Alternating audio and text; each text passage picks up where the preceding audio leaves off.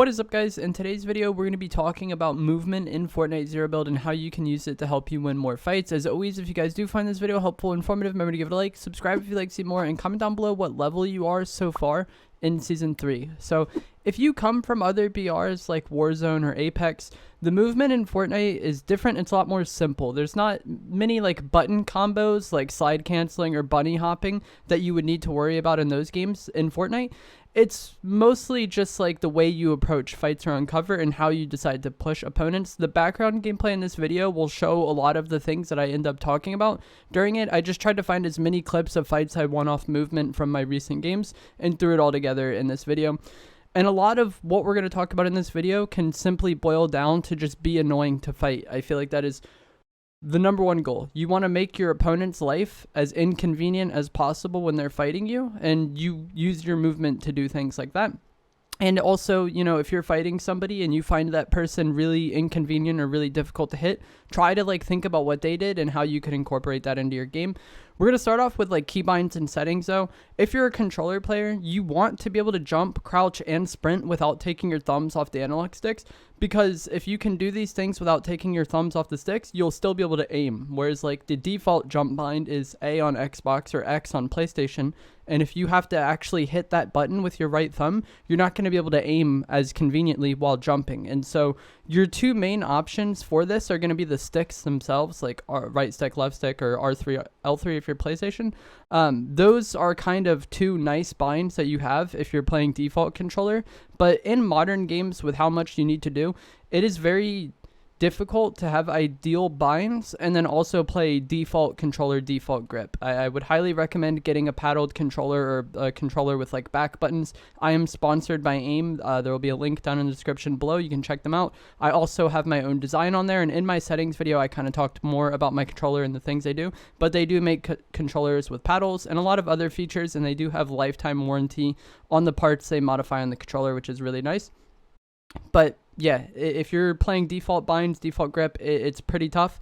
I do play claw. Claw is where your index finger is on the AXBY or triangle, circle, X, square buttons. That can help a lot, but a lot of people don't want to do that. It's probably easier to just get used to paddles or back buttons at this time. Another thing you might want to change is going to be your slide hold time. This can be helpful if you have it at like default.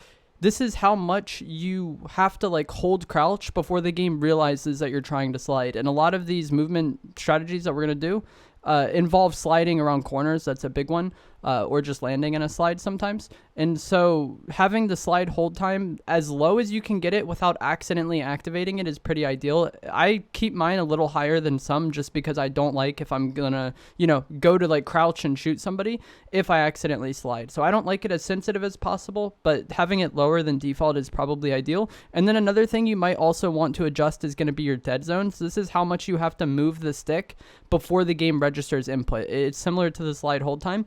But, you know, a lot of people focus on right stick dead zones because they want their aim to be as, you know, fluid and reactionary as possible. But left stick dead zone is also important to change. That way your movement can be as, you know, reactionary as possible. If you want to like go right and then fake left, or fake right and then go left, having the left stick dead zone be a little bit lower than default is pretty ideal. I recommend putting dead zones the lowest you can get them without getting stick drift. So the stick drift is when your character moves on its own or your camera moves on its own because the dead zone is too low. Find out what that point is and then set it a little bit higher than that. So as far as movement goes, those are like the keybind stuff. Strafing is very important in Fortnite. In pretty much every shooter I've ever played, a lot of newer players will just stand still while fighting, and this is a really bad habit to have, but it is very common. It's just like when someone's newer to the game, it's harder for them to aim well and also move their character.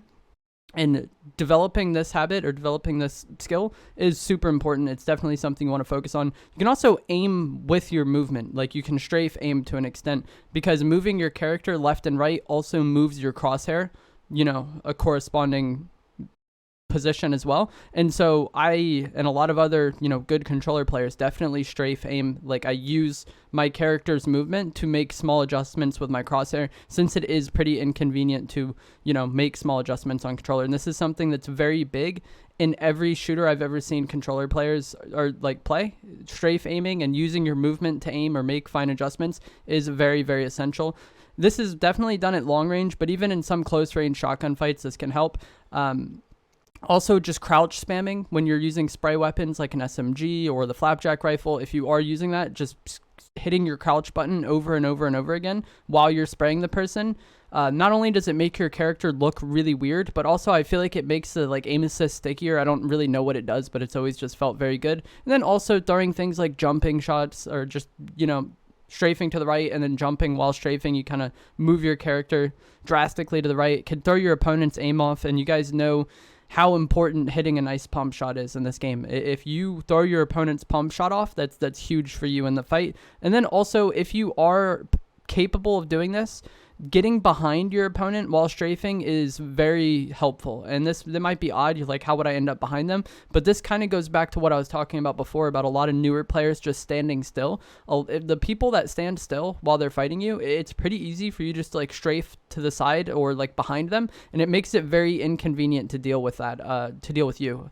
If you guys have ever been playing this game and someone like jumps over your head or just like kind of ends like so close to you that they're behind you, it's so awkward to hit those shots in Fortnite, especially with how like the third person camera works. I don't know what it is, but if someone's able to like get behind you or like kind of to the side to where they're almost behind you or just right on top of you, it's so difficult to deal with. So keep that in mind when strafing, but just moving your character around and getting in the habit of that is huge, and it definitely can help improve your aim as well.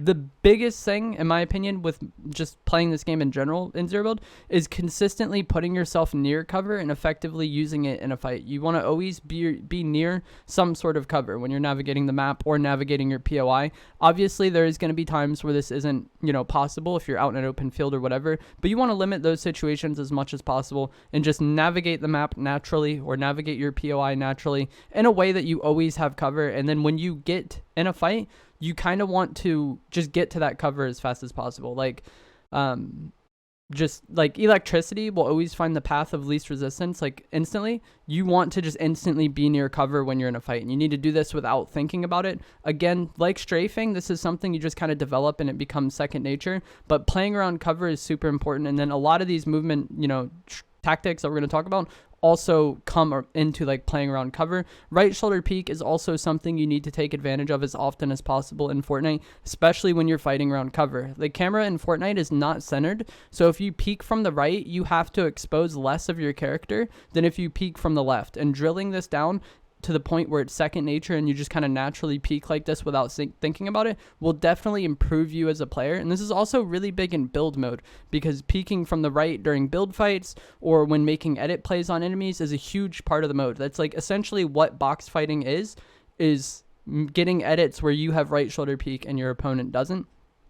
Now we're going to talk about pushing players who are behind cover, and this is probably a lot of what you came here for, but I feel like the previous things I talked about also really matter. Like, people don't really think about using cover as a part of movement, but I definitely think it is.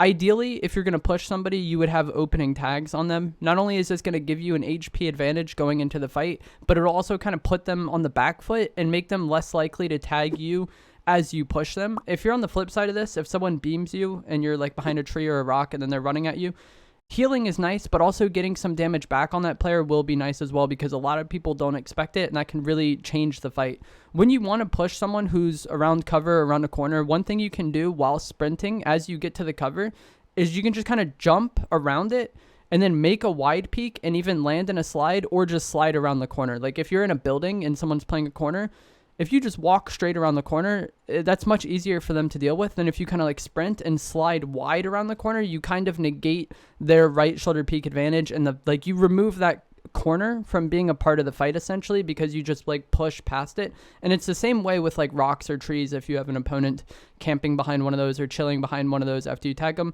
making that wide peek, definitely, not only can it throw their aim off, it moves your character a lot more than if you slowly went around the corner, but it also kind of makes them more exposed to you, because oftentimes they're not going to be ready for it. And you can even fake this out. Like, you can act like you're going right and then jump wide left and land in a slide, and it just moves your character models so much. And if you are fighting someone who's not the most comfortable fighter, or even if you are, just throwing their decision making off and doing something they don't expect and making your character make a large adjustment makes it much harder for them to play the fight. This is just so much more inconvenient to deal with somebody jumping wide around a corner and sliding than it is if they slowly walk around it. And this is another thing that's really common in most other shooters. Like Warzone is very much the same way with like kind of like sliding around corners. And oftentimes if you do this, you can end up behind the opponent, which is what I was talking about earlier. And the way the camera works, it's kind of awkward for them to track you once you kind of get slightly behind them or even like neutral with them.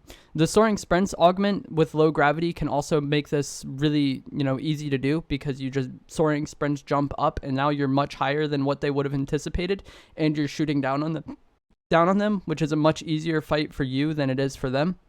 And you can also do this in reverse. If you're behind cover and someone's pushing you and you know they're about to push you, you can kind of wide jump out and throw them off, because they don't really see you when you're behind the cover. And then if you just jump off behind them, and like it really will throw them off, and it makes it much easier for you to play the fight than them. And it's just the same thing in reverse. It's just a wide jump peek to the left or right from behind your cover. They don't really see you before you do it. You just end up like behind them or to the side of them. And if they're pushing you when you're behind cover, most people are just going to stay behind their cover and try to play it. But if you jump out like that, it definitely can throw them off. One movement trick that's in the game this season that kind of is somewhat of a button combo like you might see in other games is going to be the mud slide. The mud was added in season 3, and there's a trick where you can just spam the slide button while holding sprint, and you'll get around the map super fast. And this works really well if you have the slap effect, because you'll have unlimited sprint when you have the slap effect. So you'll just be, basically teleporting around the jungle biome. If you have mud plus slap, it's pretty broken. Shockwaves are the only mobility item we have thus far in Season 3. I have another video about them that will be linked down in the description below where I go more in depth with shockwaves, but I would highly recommend getting used to them, learning how to play off them. They're a movement item that's come in and out of the game several times, so if you learn it now, you'll have that knowledge for the future. But there's also a lot of things you can do with them when it comes to pushing people who are behind cover. Oftentimes, ending up behind them or to the side of them is the easiest way for you to get that elimination, and it really throws them off. A lot of people expect you to shockwave right at them, and that can work sometimes too. It's also the soaring sprint shockwave with like the explosive repeater, which is just very, very inconvenient to play against. But just in general, there's so much you could do with shockwaves. You can use it to go straight up. You can use it to go straight diagonally. You can use it to go up and at an arc. Learning how to use shockwave effectively and kind of using them the way the fight calls for is huge in this game right now. And there's also like animals, cars, tires, the mushrooms. Anything you can do to throw your opponent's aim off in a fight can be helpful. So I have this fight here where I kind of like shockwave soaring sprints at this person. I don't remember which exactly, but I end up bouncing off a tire.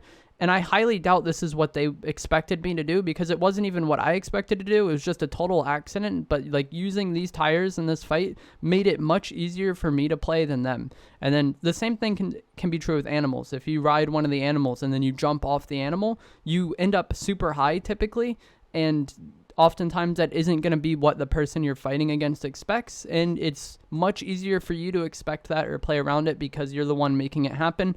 Cars, you can kind of get in and out of them over the course of a fight, but cars aren't the best right now with everybody carrying the explosive repeater.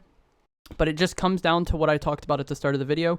Anything you can do to make the fight inconvenient for your opponent is what you want to do. And when you do fight somebody that does something, that was difficult for you to deal with, try to think about what that made it difficult and like how you can implement it to your own game. You can even go back in replay mode and watch it and then try to like break it down and understand why it was difficult for you to deal with that player. And that is how you kind of build up the movement skill in this game. Like there's too many different small minute differences between the things I talked about to go into all of them in one video, but just try to use your movement in fights to get different angles on the opponents. Definitely those wide peaks when jumping around cover, but also learn from your opponents. Try to do what is difficult for you to deal with, and then over time you'll be much more just harder to deal with in Fortnite. If you guys enjoyed this video, remember to give it a like, subscribe if you like some more, and I will see you guys in the next one. Thanks for watching.